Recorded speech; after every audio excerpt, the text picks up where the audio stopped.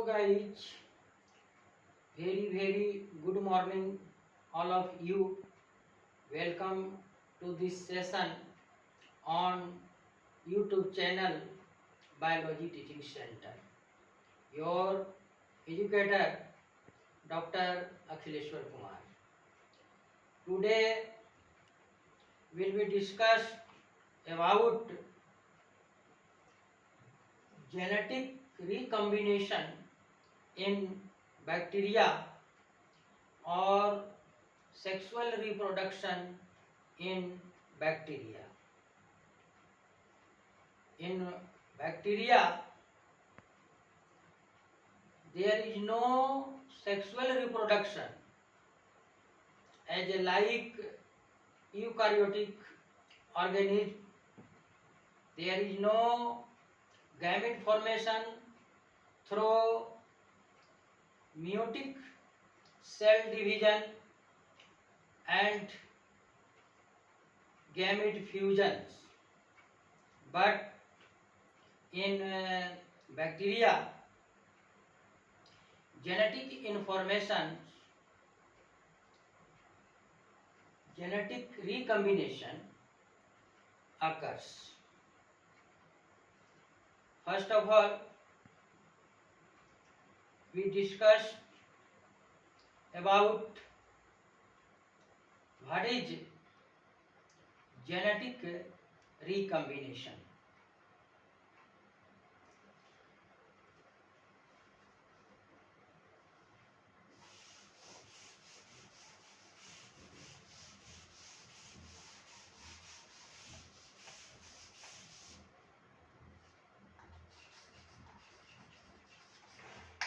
Genetic recombination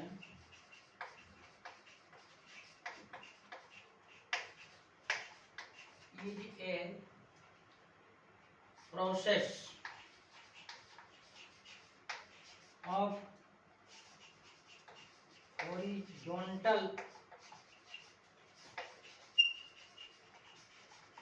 transfer of gene in which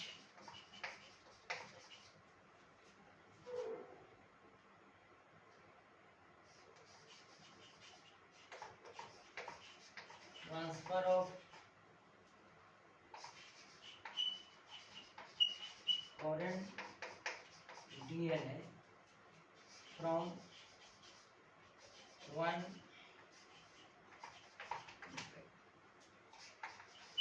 bacterial cell called as donor and other as recipient.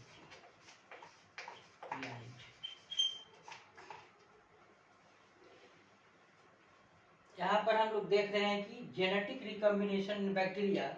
Genetic recombination का अर्थ क्या है? Genetic recombination is a process of horizontal transfer of genes in which transfer of foreign DNA from one bacterial cell called as donor and another as recipient. इसमें to strains of bacteria के बीच और to bacterial cell के बीच transfer of genetic material होता है. अगर यहाँ पर एक बैक्टीरिया है और एक दूसरा बैक्टीरिया है, इसमें जो जेनेटिक मटेरियल्स है वो ट्रांसफर इसमें जो है इस तरह से है और एक इसमें और एक्स्ट्रा क्रोमोसोमल सेगमेंट होते हैं जो प्लाज्मिड्स कहलाते हैं. प्लाज्मिड्स. तो इस तरह से यह जो है सो प्लाज्मिड्स पहले इसमें अगर ट्रांसफर होता है इस तरह से, तो जिसमें से ट्रांसफर हो रहा है वो नॉन एज डोनर सेल और जो रिसीव कर रहा है, जो बैक्टीरियल सेल रिसीव कर रहा है वो रिसिपिएंट रिसिपिएंट सेल कहलाता है। इसमें दो बैक्टीरियल सेल के बीच एनवायरमेंटल और सराउंडिंग डीएनए का अपटेकिंग कंपिटेंस बैक्टीरिया करता है और वह फिर दूसरे में ट्रांसफर करता है। ट्रांसफर करने वाले डोनर और रिसीव करने वाले रिसिपिएंट सेल्स कहलाते हैं। इस तरह से बैक्टीरिया में जेनेटिक रिकॉम्बिनेशन 3 वेज में होता है, जो हम यहाँ पर देखेंगे।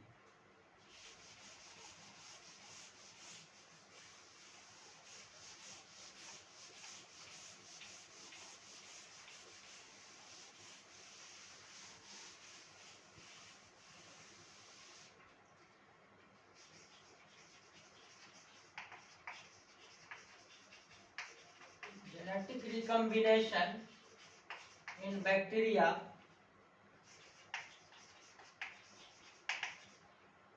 has 3 ways। 3 तरह से होते हैं। First, transformation.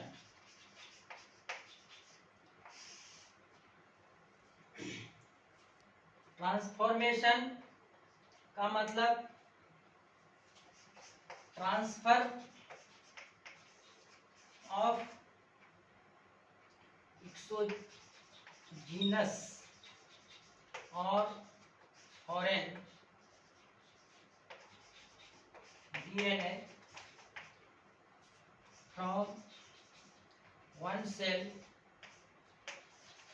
To another cell.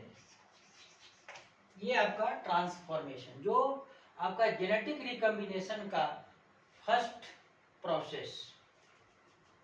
Second, transduction.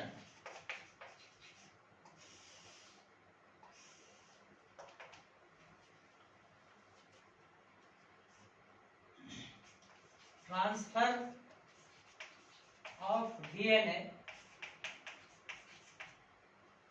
by viral mediated, by viral mediation। Viral mediation और बैक्टीरियोफाज।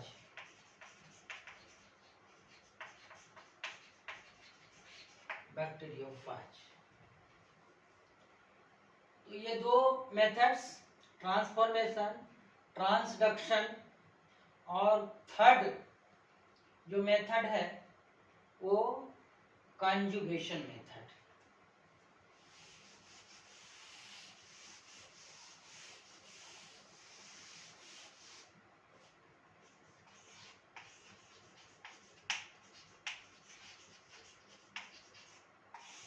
कंजुगेशन में transfer of DNA from one cell to one bacterial cell to another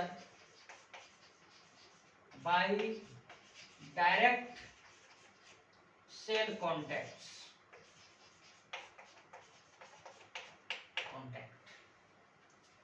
conjugation method में दो bacterial cell का direct contact होता है, लेकिन transformation और transduction में डायरेक्ट कांटेक्ट नहीं होता है दो बैक्टीरियल सेल और 2 मेल स्ट्रैंड्स के बीच। सिर्फ कंजुगेशन एक ऐसा मेथड है जिसमें 2 बैक्टीरियल सेल का डायरेक्ट कांटेक्ट होता है बाय कंजुगेशन ट्यूब, जो हम एक एक करके देखेंगे।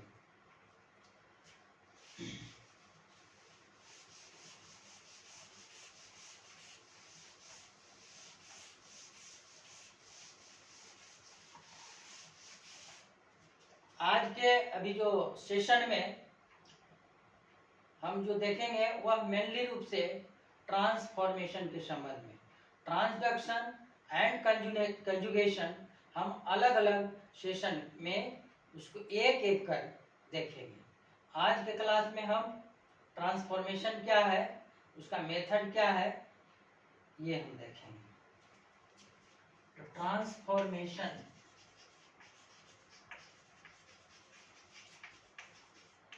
इन bacteria,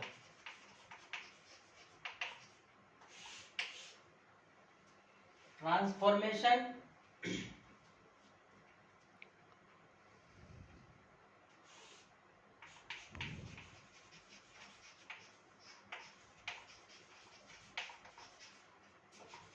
is a process in which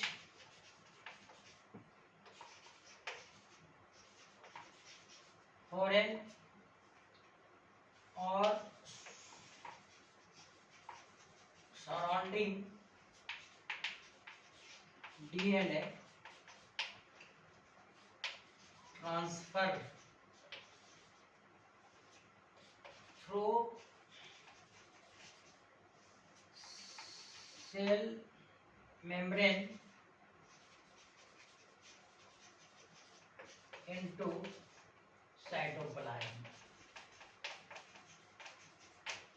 transformation का मतलब होगा ये जो प्रोसेस इन विच फॉरेन मतलब एक्सटर्नल एक्सोजीनस और सराउंडिंग जो आसपास में है, जो बैक्टीरिया जिस इन्वायरमेंट में है वो अपने डीएनए जेनेटिक मटेरियल को उसके बैक्टीरियल सेल के लाइसिस होने से, टूटने से इसके जो जेनेटिक मटेरियल्स हैं उस इन्वायरमेंट में, सॉइल में, एयर में वह जो है सो पड़े रहते हैं। और इस तरह से अनदर बैक्टीरियल सेल में यह कॉम्पिटेंस होता है, माने कैपेबल होता है वह फॉरेनर डीएनए को कैप्चरिंग करने का। और इस तरह से जो प्रोसेस होता है वो ट्रांसफॉर्मेशन कहलाता है। Transformation is a process in which foreign और surrounding DNA transfer through cell membrane, cell membrane माने बैक्टीरियल जो सेल मेम्ब्रेन, इनटू साइटोप्लाज्म, और वह साइटोप्लाज्म में प्रवेश करता है। तो ट्रांसफॉर्मेशन ये हुआ।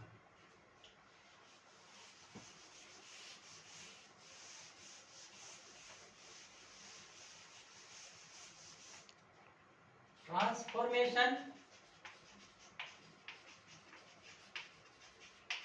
Is first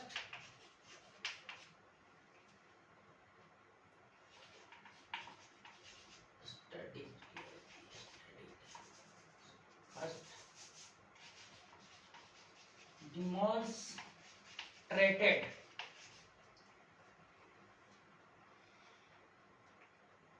in Streptococcus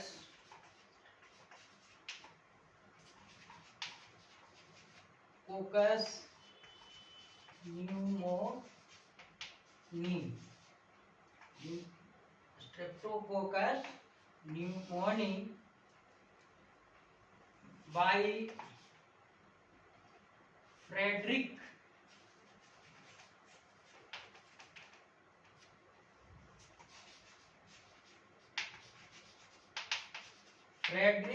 Griffith in 1928। इसका अध्ययन, ट्रांसफॉर्मेशन का अध्ययन, first of all Streptococcus pneumoniae एक टाइप ऑफ बैक्टीरिया है जिसके द्वारा निमोनिया रोग होता है, जिस साइंटिस्ट का नाम था फ्रेडरिक ग्रिफिथ इन 1928।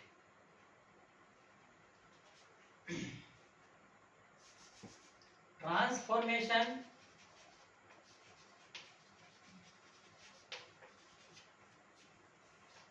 प्रिंसिपल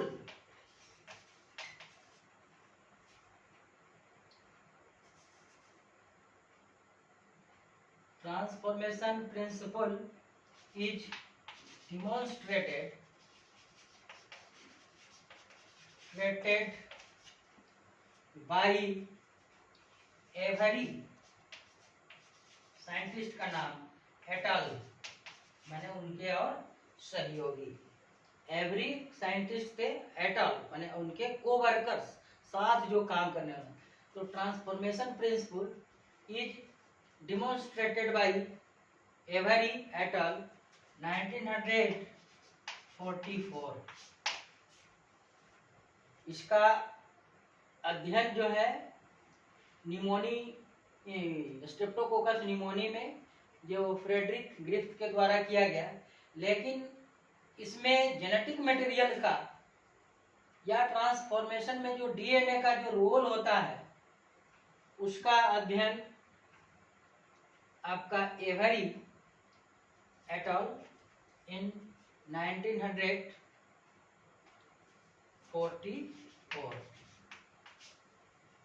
ये आपका ट्रांसफॉर्मेशन।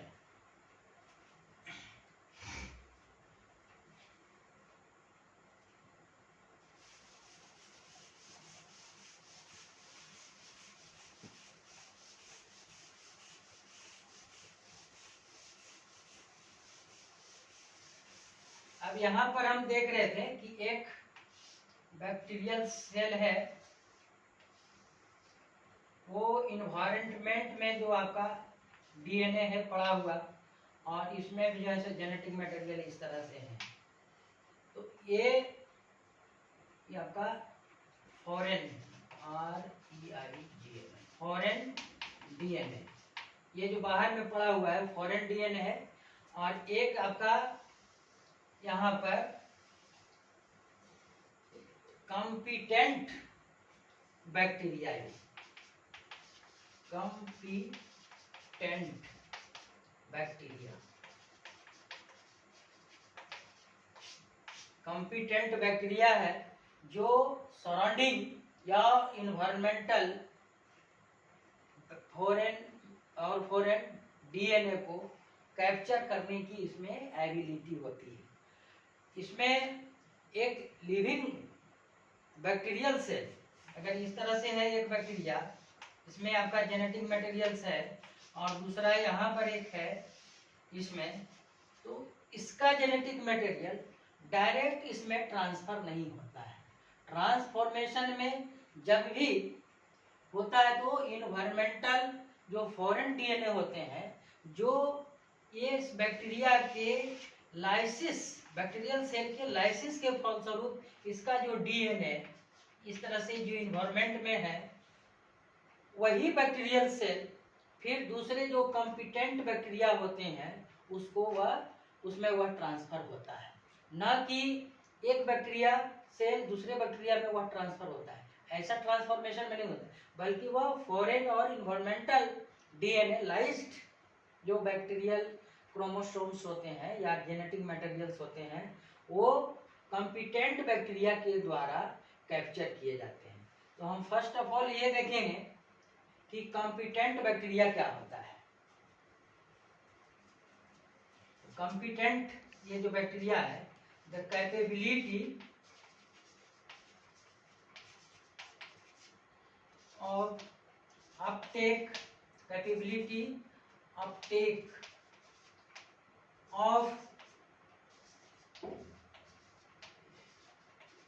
फॉरेन डीएनए, वैसे बैक्टीरियल सेल जिसमें फॉरेन और एक्सोजीनस जेनेटिक मटेरियल और डीएनए को कैप्चर करने की जो कैपेबिलिटी होती है, क्षमता होती है, उस सेल को कॉम्पिटेंट बैक्टीरिया या कॉम्पिटेंट बैक्टीरियल सेल कहा जाता है, जिसमें इन्वायरमेंटल डीएनए को कैप्चर करने की क्षमता होती है।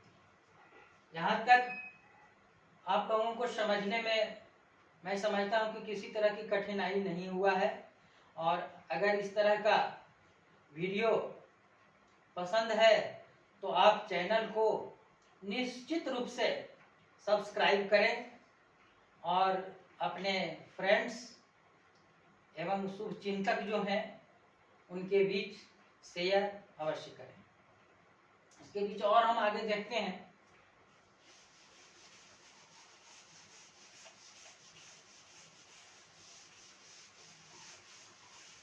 अब यहां पर है ट्रांसफॉर्मेशन।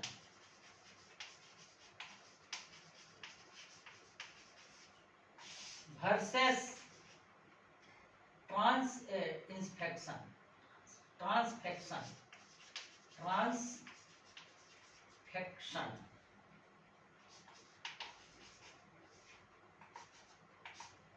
Transformation versus transfection.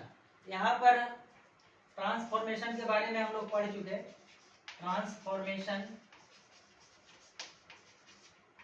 क्या है, और उसी तरह का एक मिलता जुलता टर्म है ट्रांसफेक्शन, लेकिन दोनों में डिफरेंस है। तो ट्रांसफॉर्मेशन का मतलब समझ गए, transfer of foreign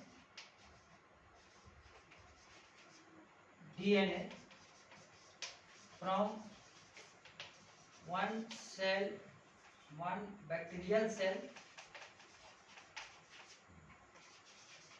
to another bacterial cell। Transformation का, और यह जो ट्रांसफॉर्मेशन का जो प्रोसेस होता है वह मेनली रूप से इन बैक्टीरिया में ट्रांसफॉर्मेशन का प्रोसेस होता है। इन प्लांट्स और ईस्ट, जो ट्रांसफर ऑफ बैक्टीरिया या फॉरेन DNA जो होता है एक से दूसरे में जो ट्रांसफर होता है वो ट्रांसफॉर्मेशन कहलाता है। सेकंड जो है ट्रांसफेक्शन, वो देखते हैं।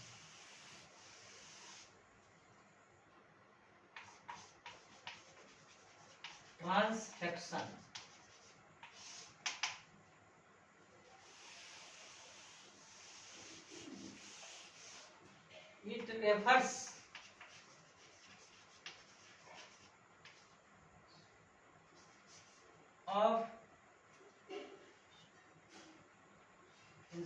it refers to introduction of DNA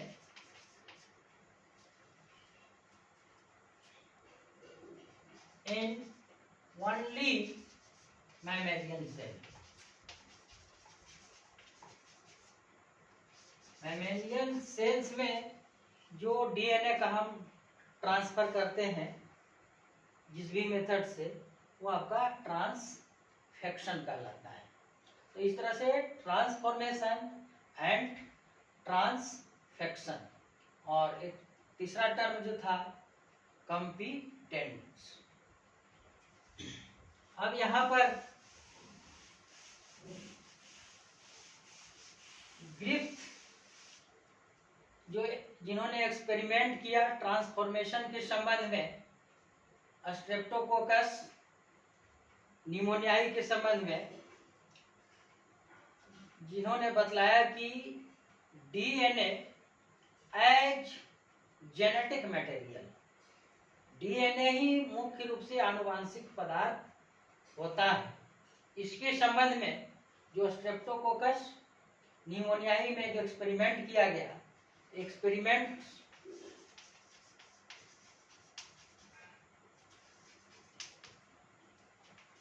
of Griffith,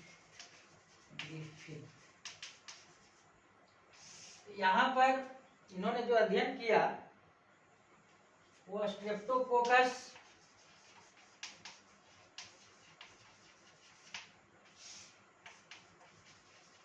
pneumoniae bacteria में, इसके मुख्य रूप से 2 स्ट्रेन्स होते हैं। 2 strains, first S strain,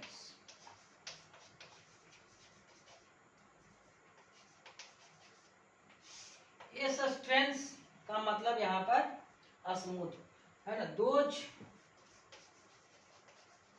bacterial cell which is smooth, which has a smooth bacterial smooth cell wall due to presence of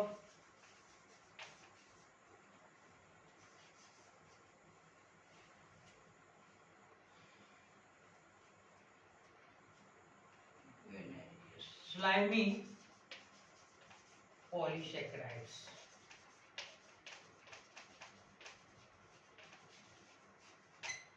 और इस तरह के जो एस स्ट्रेन वाले जो बैक्टीरिया होते हैं या स्ट्रेप्टोकोकस निमोनिया होता है, इट इज वायरुलेंट।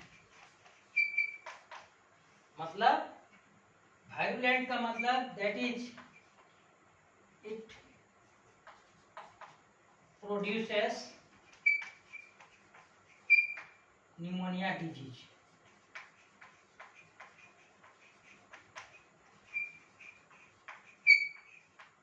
तो एस स्ट्रेन को हम वायरुलेंट स्ट्रेन भी कहते हैं, माने जिसमें रोग उत्पन्न करने की क्षमता होती है, वो वायरुलेंट स्ट्रेन और एस स्ट्रेन, एस का मतलब यहाँ पर स्मूथ स्ट्रेन्स कहलाते हैं। सेकेंड जो स्ट्रेन है वो आर स्ट्रेन। आर का मतलब यहाँ पर रफ। ये जो एस स्ट्रेन वाले हैं जो अधिक दिन हो जाते हैं, उनका सेल वाल जो है रिंकिल्ड हो जाते हैं। Cell wall रिंकिल्ड,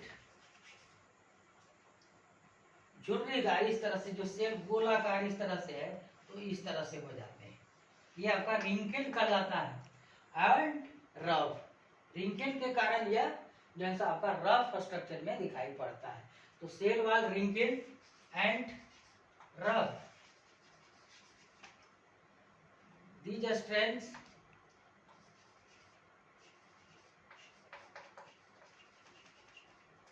bacteria are non-virulent। ये जो स्ट्रेन होते हैं वो नॉन वायरुलेंट होते हैं, मतलब इसमें निमोनिया रोग उत्पन्न करने की क्षमता नहीं होती है। तो एस स्ट्रेन वायरुलेंट जिसमें डिजीज उत्पन्न करने की क्षमता होती है, और आर स्ट्रेन जिसमें डिजीज और निमोनिया उत्पन्न करने की क्षमता नहीं होती है। तीसरा जो है हीट किल्ड।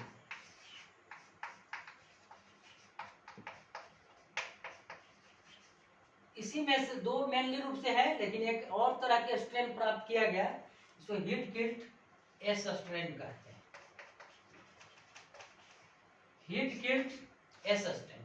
एस स्ट्रेन वाले बैक्टीरिया को जब 60 डिग्री सेंटीग्रेड टेम्परेचर पर जब हीटेड किया जाता है तो उस तरह के बैक्टीरिया को हीट किल्ड एस स्ट्रेन कहा जाता है। When S strain bacteria are heated on 60 degree centigrade, and then it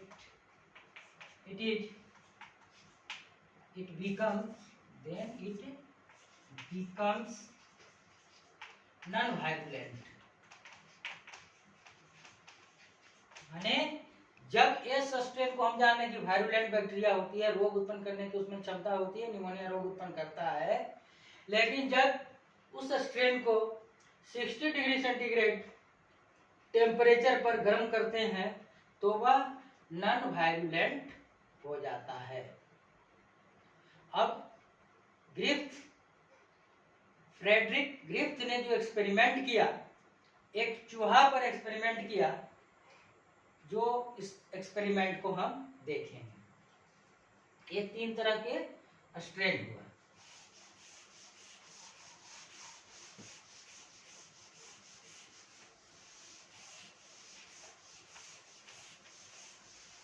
अब experiment,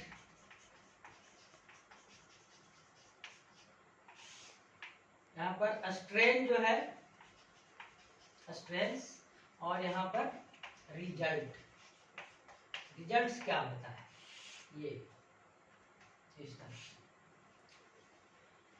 first S strain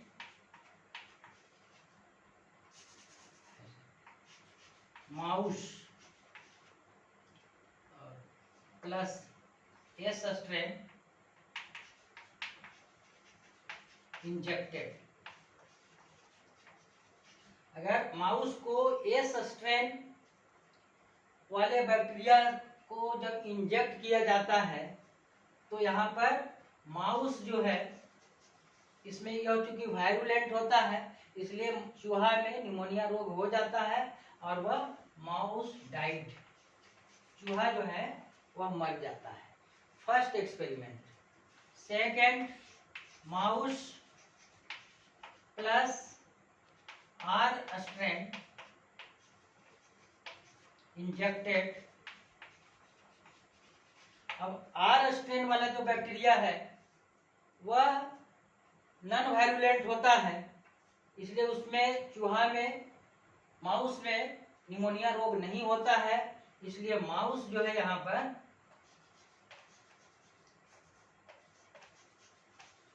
live, जीवित रहता है, उसको वह रोग नहीं होता है। तीसरा एक्सपेरिमेंट,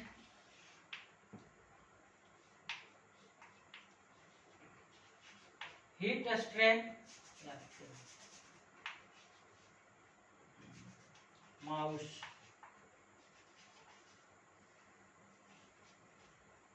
इसको ऐसे करते हैं, माउस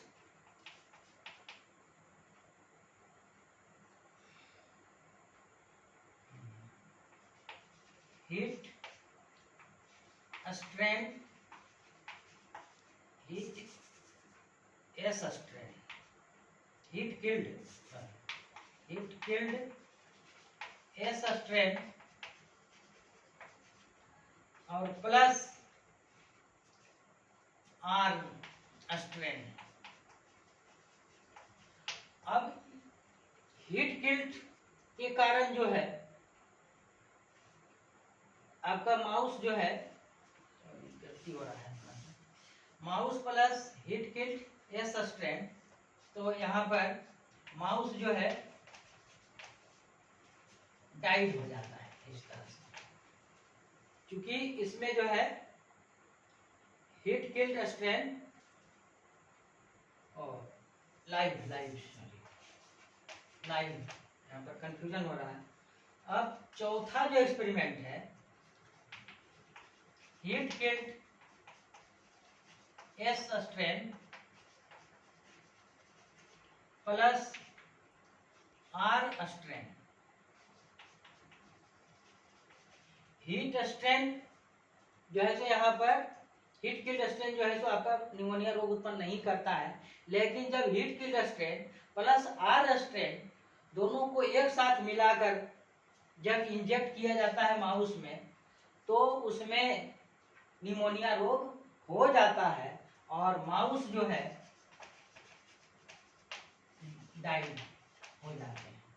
इसका मतलब है कि यह जो हीट किल्ड एस स्ट्रेन है वह आर स्ट्रेन से मिलकर उस तरह से उसे वायरुलेंट बना देता है। तो ये एक्सपेरिमेंट से, जो ग्रिफ्थ ने एक्सपेरिमेंट किया कि उस बैक्टीरियल सेल में जो है आपका ट्रांसफॉर्मेशन हुआ और कि डीएनए ही मुख्य रूप से जेनेटिक मटेरियल के रूप में होता है। जो यह ट्रांसफॉर्मेशन का एक्सपेरिमेंट हुआ, यहाँ पर स्ट्रेन जो आपका माउस एस स्ट्रेन, माउस में जब एस स्ट्रेन इंजेक्ट किया गया तो चूंकि वो वायरुलेंट होता है, निमोनिया रोग उत्पन्न करता है, इसलिए माउस इसमें डाइड हो जाते हैं, mouse suffering from pneumonia. Mouse को जब आर स्ट्रेन वाला इंजेक्ट किया जाता है, आर स्ट्रेन पहले बतला है कि वह नॉन वायरुलेंट होता है, माने उसमें अब रोग उत्पन्न करने की क्षमता नहीं होती है, इसलिए mouse not suffering from pneumonia, so mouse is live, वह जीवित रहता है। यहाँ पर माउस में जब हीट किल्ड एस स्ट्रेन, माने जब एस स्ट्रेन वाले जो वायरुलेंट होता है उसे 60 डिग्री सेंटीग्रेड पर जब गर्म कर दिया जाता है तो वह नॉन वायरुलेंट हो जाता है। जब यह नॉन वायरुलेंट हो गया तो यहाँ पर भी माउस में निमोनिया रोग नहीं होता है और वह लाइव होता है। लेकिन जब हीट किल्ड एस स्ट्रेन जो आपका यहाँ पर आपका नॉन वायरुलेंट हुआ, हीट किल्ड, और प्लस आर स्ट्रेन वाले को एक साथ जब निमोनिया वाले स्ट्रेन को इंजेक्ट चूहा में कराया जाता है दोनों को मिला करके, तो आर स्ट्रेन जो है एस स्ट्रेन में कुछ जो है सो ट्रांसफॉर्मेशन करता है, जिसके कारण वह बैक्टीरियल सेल जो है सो ट्रांसफॉर्म हो जाता है और उसमें जो है सो वायरुलेंट का कैरेक्टर आ जाता है, जिसके कारण निमोनिया, माउस में जो है सो निमोनिया हो जाता है और वह डाइड हो जाता है। तो इस तरह से ये आपका ग्रिफ्थ ने एक्सपेरिमेंट किया और यहीं पर जो है transformation, what is transformation, process of transformation, इस सब के बारे में हम लोग जाने और आज का सेशन यहीं पर समाप्त होता है। दूसरे सेशन में, नेक्स्ट सेशन में हम